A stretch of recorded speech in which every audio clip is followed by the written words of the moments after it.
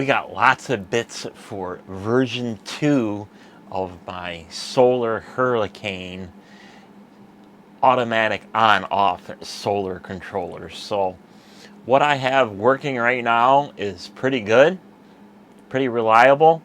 Had a few hiccups, had to work some bugs out and stuff like that, which led to me of finding, of course, better parts. So I have a plethora of better parts and stuff like that. So we'll start unboxing some stuff and taking some stuff out, because there's lots and lots of different little bits. And some of this stuff I've already put into service just to see if it is better than what I normally had, and it seems to be working pretty good. So my thoughts were, yeah, let's see if we can make this last longer and better, and have better products for better charging and all that other good stuff, and maybe adding a little bit of nerd factor into it. So my thoughts were, one, instead of having one little 2500 milliamp hour pack, putting two together. So that's one of the things I'm going to be putting two battery packs in parallel with each solar lantern for 5 amp hour. And you're probably saying, well, how come you just don't get a 5 amp hour battery pack? Well, 5 amp hour battery packs are big, huge rectangles. So trying to keep it small and square, so they're cheap enough to just get two. Not a big deal. Which led to me, of course, you got to charge some batteries. You got to have a better charger. So in my quest here, of course, you already know that I've used these. These are, I already determined that these are a clone. So they're a knockoff of something that is potentially better. So off the factory, these things are a half an amp charge rate. So it's going to take many, many solar hours. I'm talking about peak solar hours to fully recharge even a 2500 milliamp pack. So I bumped these up to an amp, which I had to change the programming resistor on there from a 2K to a 1K to go from half an amp to an amp. Well, it works in theory, and it does work out in the field, but it really taxes these things. I mean, this thing, even with that little chip heat sink I put on, this thing is blazing hot. And what happens if it gets too hot? It actually shuts down, and it won't recover until it pretty much the next day. So kind of annoying. And another note to add with these things is I had a couple of failures with these things, because there's a couple of caps that are sitting here from former boards. So one board failed to charge, but would put out power through the power output part. And then the exact opposite happened to the other one, where it would charge but not put any output. And then, of course, the other one wouldn't charge but would put output. So kind of a bummer, but it is what it is. So, you know, you got to find more robust charging controllers. So that charging controller has a chip number on there. So I Googled that chip number, which led me to the Adafruit site.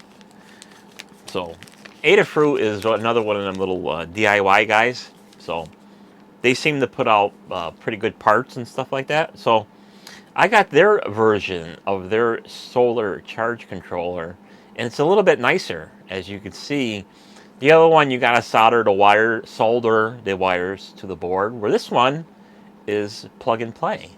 So we got connections here for your load out and your battery input in, and then we have a barrel jack for your solar panel, and a USB-C connector in case you want to add auxiliary power, you know, in case you don't got enough sunlight, and you can boost charge these things.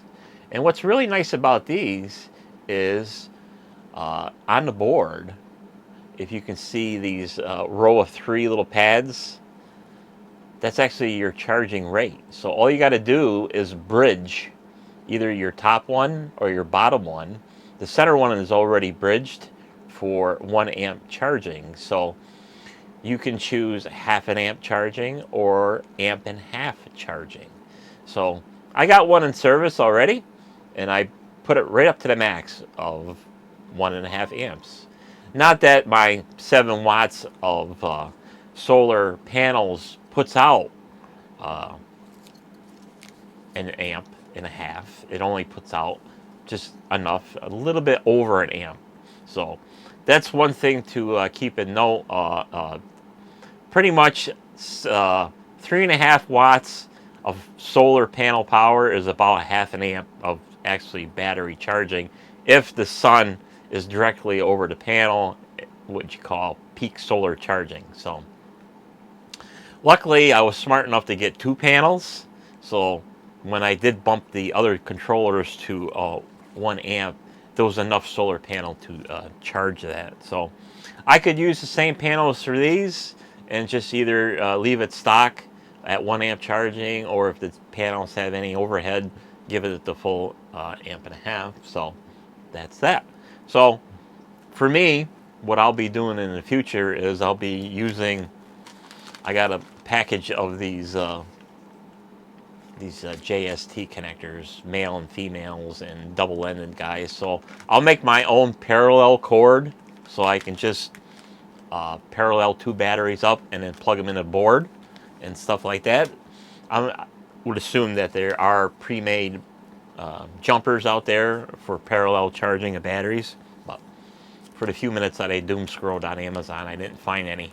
I found the RC grade type, not this kind of JST connector. So one thing, important note that I must add to this is on the board here, these JST connectors are labeled with your positive and negative polarity of the connector. So like these batteries that are when you buy them off of Amazon, stuff like that, sometimes you get the option of how the plug is connected, but sometimes not. Like when I bought these, they were not correct, so I had to undo the terminals and flip them around in the connector, so that when you do, or I do, plug these in, it doesn't blow up the board with reverse polarity. So one thing to keep in mind is always pay attention of the polarity, because not all manufacturers wire these things up all the same. So it's the same thing with the cell phone. I mean, your corded landlines, your cordless landlines, where when you buy a battery, sometimes it says make sure you check the polarity of the wires. So you got just a small little thing to be noted, and make sure you check on these little guys. So that led to me, of course, since I'm wanting more power to go through the charge controllers, charge up 5 amp hours, which led to me buying a little bit bigger solar panels. So these are 6 volt, 10 watt panels. Very hard to find. I had to do a lot of digging to find these. So these are your are just a DIY solar panel. There's no super fancy box in the back. There's no connections. There's no wires hanging out. These are your 2 solder pads where you connect your wires for 10 watts. And these 10 watts during the peak hours of sunlight will give you about 1.6 amps. So you marry that with a 1.5 amp solar charge controller, you should have no problem charging up a 5 amp hour battery pack for your little DIY crafts and stuff like that. So now we'll get into the little bit of a nerd factor of these things. So on my other boxes, I left a pigtail out, a USB female pigtail, so in case I wanted to, bump charge the battery packs and stuff like that, or monitor the condition of the charging, because when these things are done charging, you'll get these abnormally high voltage readings. Like when these things are done charging, I know they're done charging when the meter says 10 volts, 12 volts, 13 volts. I know that the solar charging has completed, and the solar charge controllers have turned off the charging. But I wanted something a little bit where you didn't have to go out and plug things in and unplug them, and I wanted something that I could just either have on constantly, or maybe make a little push button to see the status of the battery charge. So that's what I have. And another little packet here is Adafruit has these neat little battery monitors. So they are these little guys are their LC709203F. So these are lithium polymer battery fuel gauges that you can plug in line with your battery pack, and then whatever else you got, and then it's got a output connector for connecting up to a little display.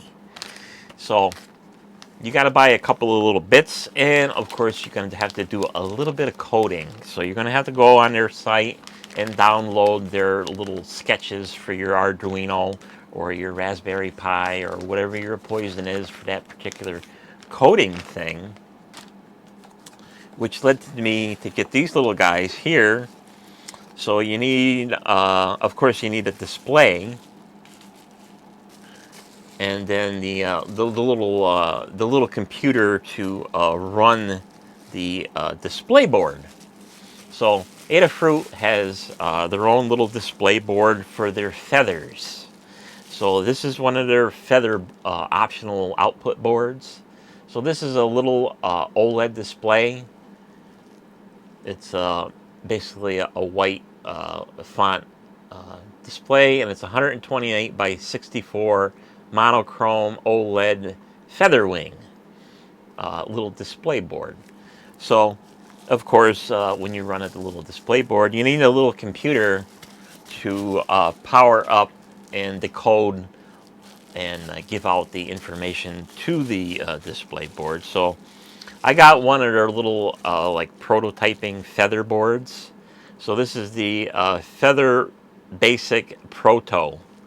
So this is a prototype board. So all the stuff over here is if you want to add extra tchotchkes and stuff like that, stuff like that. You can even put something like the Adafruit, like temperature and humidity, and just like plug them into these things and stuff like that. So this is the little computer, and it will, once it's programmed with the code that you want to put in it, will run the little display board, which will be connected plug and play with that little battery fuel monitor, and then you can see what the actual condition of the battery pack is, and it gives you the real true capacity of the battery. However it does that, it's all documented on the Adafruit sites. It's kind of like a true battery monitor, fuel tester. I mean, a battery capacity checker where you connect it to a special box, and it just don't give you like a simple reading, like something like this where it's voltage based and it tells you good or bad. It actually tells you the state of charge. So it's really nice to for that extra little nerd factor. How did the sun do today? How did this crappy cloudy do today on charging the battery? It could be 40%, it could be 80%, it could be 22%, it could have been 5%. You won't know, because if you just put a meter across the battery, and it'll just give you a false sense of, voltage, 3.6 volts, 4 volts. You don't know how full the battery is. So that's what that little fuel gauge tells you. tells you the actual capacity and stuff like that. And then the next thing is the little automatic on-off control. So had a couple of little issues with them too from Amazon, because everything's made in China, and sometimes simpler is better, but not always. So had a couple of little issues with these guys where the diodes would go bad for whatever reason. China, that's the biggest problem. So I'd have to change the diodes, because what would happen is everything was all hunky-dory, but once it come twilight, the light wasn't coming on.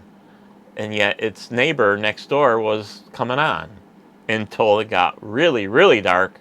Then the light would come on. So what was happening is the little bit of twilight was still generating power in the solar panel, which was tricking the automatic light control to stay off. So once it got dark enough and all the voltage was gone out of the solar panel, then the light would come on. So that led to me getting, hopefully, maybe a little bit better automatic on-off / charge controller. So these little guys are also on Amazon, and it gives you all the documentation and stuff like that. So this one is a little bit different animal, where it can charge your iron phosphate lithium batteries with the help of jumpering a jumper on the board. So a little bit more sophisticated, and it's actually got a little bit better, potentially better chips and charging chips, charging controllers and stuff like this. So this little guy is, he's a multi-voltage guy, just like them other ones where you can use several, I think you can use up to 4S on them simple guys, where this guy is your basic single cell lithium or your 6 to 12 volt batteries. And of course gives you all the connections of how to hook it up, and of course it comes with documentation, which is very nice. So like I was saying about the different solar pads, the first jumper, you can keep the lights on 24/7 if you want. So if you got enough solar panel to charge a battery and keep the thing lit at all times, you got that option. Your second jumper is for your single lithium iron phosphate batteries. You need to have that connected or jumpered to make sure that charge controller charges them specific batteries properly. And then your other jumper is a silly little thing, is to have your lights flash once every second. So on, off, on, off. So 1 Mississippi, 2 Mississippi, 3 Mississippi, 4 Mississippi. I don't know why you would want that. It's a kind of a silly feature and stuff like that. So of course it's for, like I said, it's multi-voltage. So it's for your 3.2 volt batteries, your 3.7 / 4.2 batteries, 6 volt batteries, and 12 volt batteries. And of course you have to have appropriate solar panel for your particular flavor of battery. So usually the calculations is 1.5 times the solar panel voltage per battery. So if you got a 4 volt or anywhere between a 3 volt and a 4 volt battery, you need a 6 volt solar panel to charge that battery properly, and so on. So since that Adafruit charge controller has that USB charging controller, and it's very happy at charging at USB voltage, where these little guys, they don't do much under USB power. I mean, just a couple, maybe 100 or 200 milliamps.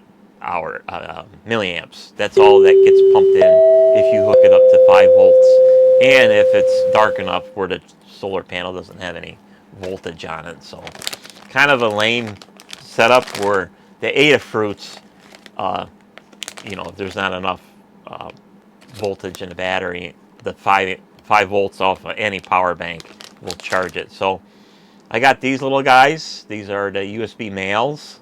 So I'll hook that in line with the USB access points on the board. So the USB-C connector and the pin headers are are wired in parallel. So you can hook up the USB cord to it and charge it through that and stuff like that. It's labeled on the board. V bus in and then ground, and then you can also wire in a temperature probe, and then your extra stuff on there. So pretty versatile little board here, you know, and a little bit more heavy duty, and is a little bit more DIY friendly with the jumpers and just plug and play. So I'll wire this in line, so in case, you know, them days where there's not enough solar panel power, you can just plug in a power bank if you want. Or you can have some wacky other contraption where you can have an automatic timer control. So, you know, you can have a timer come on and off another power source and maybe boost it for an hour and then shut it, have it automatically shut off, and then have the solar take over. So that leads me to the final little thing here. Of course, you're going to have to put all these things into a project box, and then I got more stuff to show off.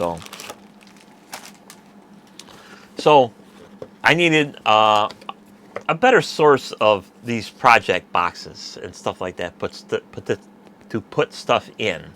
So in the future, I'm going to be having another long duration, highly detailed project where I'm going to be needing a very large rectangular clear front project box to do a project. So I found, did a little Googling on who sells these things, you know, specifically, and I found a place called Polycase. And Polycase is a whole site just for these little weatherproof boxes. And of course, this place has a fully custom department where you can custom make your own boxes, even to the point of screen printing and CNC milling of faceplates, which is very cool.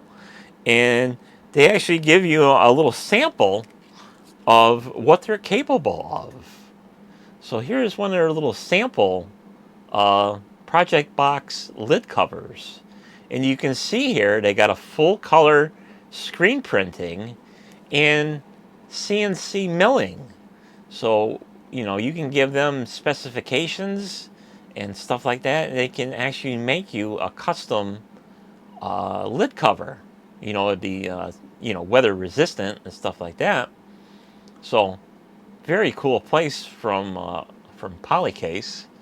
So, you know, you can email them at sales@polycase.com, or you can call their number 440-934-0444, or you can go right to polycase.com and check out their whole plethora of customization of your own box. You know, so that's pretty cool. So something like that, you know, just like it says here on their little propaganda leaflet here. Custom machining, CNC machining, digital printing. Of course, if you're into QR codes. And then they'll give you a quote and stuff like that, and then you can go back and forth and banter back and forth. Well, like, oh, I want this, I want that. Okay, well, blah blah blah. So pretty cool. And of course, these particular ones have a knockout for weather glands and stuff like that. So Polycase does have their own line of different kind of weather glands. So I got some weather glands, and these are a little bit nicer kind, where the a little bit more weatherproof and a little bit more specific to the wiring that I need. So it's got the little grippers in there, and it's got the actual rubber gland to keep the weather out, where the other ones that I had here from the other boxes, it's pretty much just a little bit cheaper quality type weather gland. It does work. It's got a little bit of rubber in there for a specific wire and stuff like that, but these are a little better. They got a little bit more substantial rubber gland in there, so I chose that so I can have weatherproof boxes and yet be able to install that little digital feather display board in there. And I don't know how much it's going to draw power, but if I have to, I can just put a little momentary switch out here so that it spends a couple of seconds booting up, and then you can see the status of your battery pack. So that's something I got to experiment with to see how much that thing running full time, how many milliamps that thing draws. And then if you got enough solar power or enough battery pack, you can just leave that thing running all the time. Which led to me going back to the whole project where I used them solar spotlights, and on the back of them little solar charge controller slash charger output thing, it had a little button on there for high, low, and off. So that led to me that's pretty much like a summer winter mode. So in the summertime, when you got ample enough sunshine and stuff like that to charge the battery, you can have that thing running at full bore. So I did run that on my original setup, and the light output was about 7 hours. So I took a milliamp reading of how many milliamps the LED is drawing out of the battery, and it was about 220 milliamps, which is quite substantial, amount of current coming out of the battery and stuff like that. So I plugged the other solar thing in there, and I wanted to see how much the thing was drawing out of the factory. So out of the factory, it was drawing about 202 milliamps, and if you click the button for low power mode, it was about 100 milliamps. So I says, hey, Sal, why don't you copy that? That's a pretty good idea. That's exactly what I did.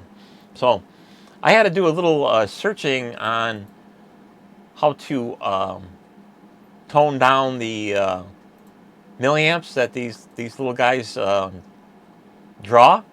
So we're going to be adding a little Big Clive in here, and I found a whole chart of them little LEDs. So that's a specific LED.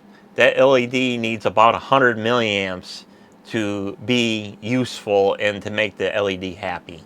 So 100 milliamps is the minimum for a decent amount of light, and then of course you can go and have that thing draw as much amperage or milliamps as it wants. So it can be anywhere from 100 milliamps to about 350 milliamps. So if you want all that brightness, of course you're going to have adequate cooling, and you're going to have adequate battery power to keep them things running all night. So you can add a bunch of resistors in line to tone it down. Of course, when you tone down the milliamps, you're toning down the brightness a little bit. So there's a whole chart here I got. So the minimum amount of milliamps, about 100 or so. So a 3.9 ohms resistor in line will give you about 102 milliamps of current output, which will give you good brightness. So that would be your good winter mode and stuff like that. And of course, we're kind of looking away from maximum brightness because it eats battery power. So I kind of fell in line in between the two resistor factors here.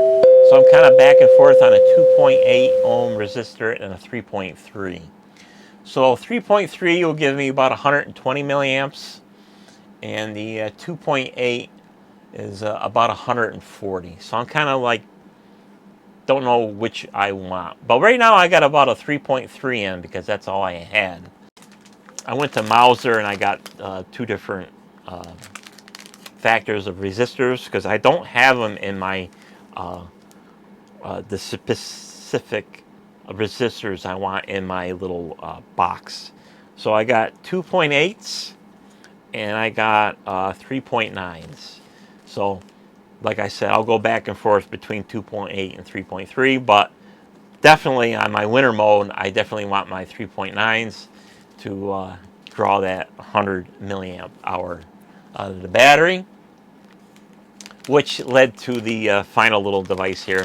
You're going to have to switch it. So I'm going to have to copy that little switch. So I got a simple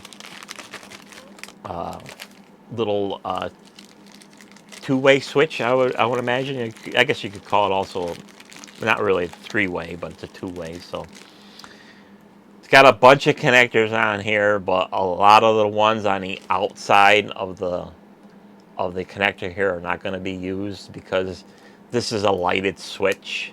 So you can have it light at different colors. So it's an RGB.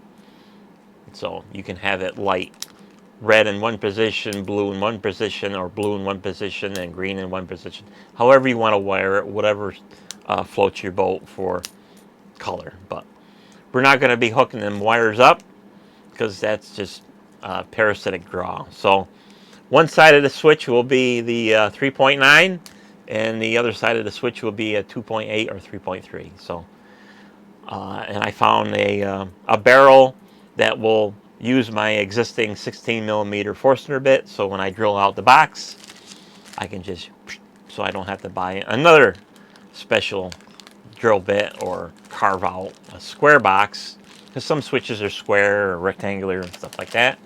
Comes with all the pigtails so you can wire it up however you want. So that's all the bits and bops for version 2 of the automatic charge controllers for my little Hurricane solar lanterns.